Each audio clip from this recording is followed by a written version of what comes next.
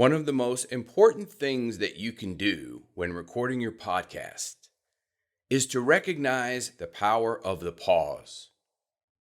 The pause is so important for the listener because it allows them to have a brief moment in between your thoughts. A pause should occur every time there is a comma and also where there is a period at the end of each sentence. Here's where the training for the pause becomes very particular, because you want the pause to be the same all the time throughout your podcast episode. In other words, we already talked about the cadence of the voice. You want the voice delivery to be consistent in speed and tempo.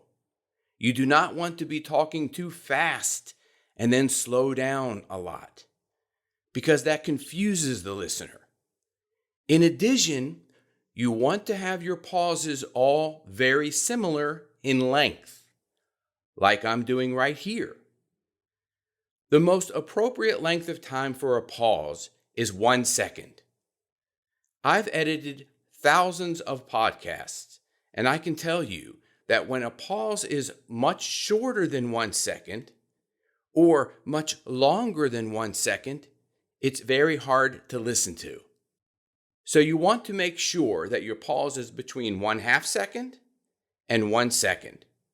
A very, very short pause really won't come across as a pause. So it could be making your tempo and cadence too fast in the delivery of your message.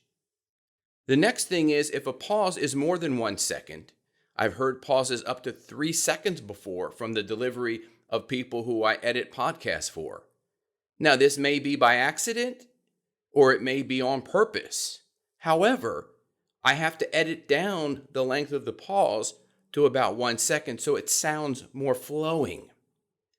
And I'm going to get more into how to recognize your inconsistency and consistency in your pauses when we get into the editing section of this course.